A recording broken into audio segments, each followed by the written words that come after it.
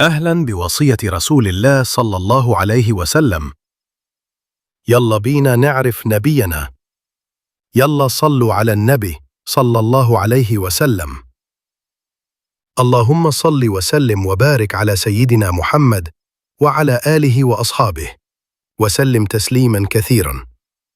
في ظل الفتن والتشدد والتطرف والاعتداءات، من الجميل إنك تعرف سيرة النبي محمد صلى الله عليه وسلم عشان تعرف كويس إزاي المسلم يعيش ويتعايش. قال تعالى في كتابه الكريم لسيدنا محمد صلى الله عليه وسلم: وإنك لتهدي إلى صراط مستقيم. خصص لنفسك وقت ثابت لقراءة الحلقات. السيرة النبوية مش مجرد أحداث تاريخية. السيرة النبوية نور في ظلمة حياتك. هي طريقتك اللي هتتعامل بيها مع ربك ومع نفسك ومع كل اللي حواليك. هتعرف إن النبي صلى الله عليه وسلم كان أحن آب، وأرق زوج، وأتقى جار، وأطيب حما، وأشجع قائد، وأرحم الخلق بالخلق. حتى الجماد هتشوفه بيصبر وبيعفو وبيرحم غير المسلم. هتشوفه بيفكر ويخطط ويتعب. من الآخر، مع سيرة النبي صلى الله عليه وسلم هتعيش بخطى النبي صلى الله عليه وسلم. أقول لكم بقى حاجة جميلة قوي قبل ما ندخل في الموضوع. النبي صلى الله عليه وسلم موصينا عليكم. طيب يعني إيه النبي موصينا عليكم؟ النبي صلى الله عليه وسلم قال كما في حديث رواه أبي سعيد الخدري رضي الله عنه. أبي سعيد الخدري ده أصحابي. أبا سعيد بيحكى: مرة كنا قاعدين والنبي صلى الله عليه وسلم دخل علينا وقال: أيها الناس، يأتيكم من بعد أقوام يطلبون العلم، فإذا جاءوكم فقولوا مرحبا مرحبا بوصية رسول الله، وأكرموهم وأقنوهم علموهم. النبي صلى الله عليه وسلم بيقول: بعد وفاتي هيجي لكم ناس عايزين يتعلموا عني وعن سيرتي وعن حياتي وعن سنتي. وقام النبي موصي عليهم. فإحنا دلوقتي بنعمل بوصيته صلى الله عليه وسلم، وبنقول لكم مرحبا مرحبا بوصية رسول الله. فأنتم وصية النبي عليه الصلاة والسلام، فالنبي بيسلم عليكم. مرة الصحابة كانوا قاعدين مع بعض بيتكلموا عن ربنا وعن النبي صلى الله عليه وسلم، فدخل عليهم النبي وقال: ما أجلسكم؟ فقالوا: يا رسول الله، جلسنا نذكر الله ونتحدث عنك وعن يوم القيامة. فقال: والله ما أجلسكم إلا هذا؟ قالوا: والله ما أجلسنا إلا هذا. فقال النبي صلى الله عليه وسلم: إني لم أسألكم تهمة لكم، ولكن جبريل هبط علي وقال: يا محمد، اذهب إلى فلان وفلان وفلان وأعلمهم أن الله يباهي بهم الملائكة، وربنا سبحانه وتعالى يباهي بكم الملائكة الآن إن شاء الله. حتى لو حد بيقرأ الكلام ده بالصدفة. قبل ما ندخل في السيرة هحكي لكم قصة حقيقية صغيرة عشان تعرفوا إحنا إزاي فكرنا في موضوع السيرة. في كندا كان في بنت نصرانية، أبوها قسيس كبير في الكنيسة، وهي كانت تشتغل خادمة هناك. وكلمة خادمة هنا مش معناها خادمة في البيوت، لكن معناها إنها تعمل أعمال تطوعية في الكنيسة. البنت دي فجأة أسلمت ومحدش عارف السبب.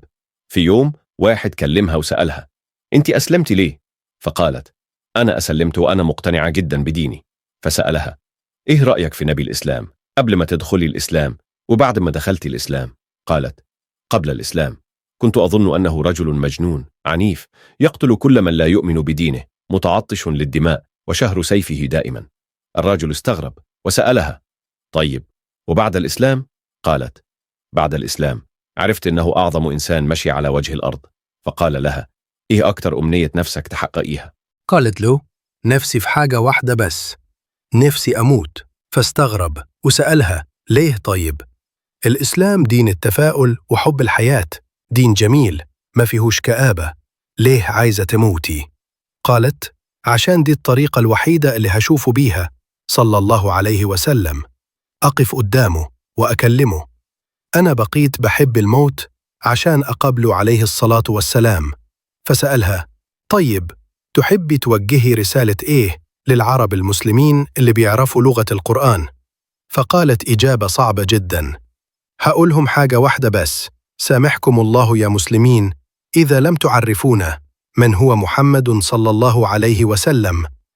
الله بيننا وبينكم يوم القيامة.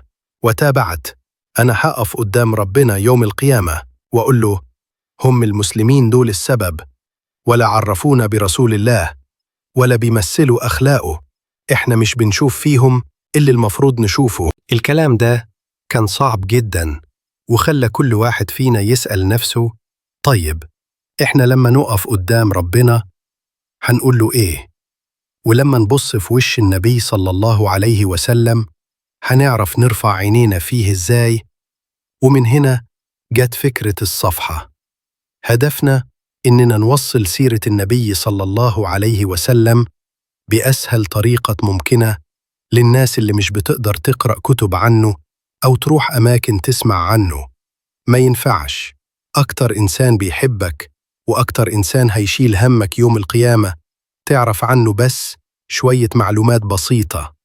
إن شاء الله في الفيديو اللي بعد كده هنبدأ نحكي مواقف من حب الصحابة رضي الله عنهم للنبي صلى الله عليه وسلم، ومواقف رحمته وحبه لأصحابه وزوجاته ولينا إحنا ولكل أمته. فالله سبحانه وتعالى وملائكته ورسله وسيدنا جبريل وكل الخلق يحبون رسولنا وحبيبنا صلى الله عليه وسلم. وأنا مينفعش أطلب منك تحب حد أنت ما تعرفوش، صح؟ لازم تعرفه الأول عشان تحبه. ولو حبيت النبي صلى الله عليه وسلم هتاخد حاجتين عظيمتين. أولا قال رسول الله صلى الله عليه وسلم: من صلى علي صلاة واحدة صلى الله عليه بها 10 صلوات وحط عنه 10 خطيئات ورفعت له 10 درجات. يعني لو بتحبه هتصلي عليه كتير وذنوبك هتتغفر ودرجة إيمانك هترتفع. تاني حاجة قال النبي صلى الله عليه وسلم: من أحبني كان معي في الجنة. فلو أحببت النبي أبشر أبشر بكل خير. وبكده نكون وصلنا لنهاية الجزء ده من رحلتنا مع السيرة النبوية، ولسه الخير جاي، لأننا في الفيديو الجاي هنتكلم أكتر وأكتر عن حياة نبينا صلى الله عليه وسلم ومعاملته مع الصحابة وزوجاته رضي الله عنهم، وهنعيش معاه مواقف تملي القلب نور. استنونا عشان نكمل المشوار.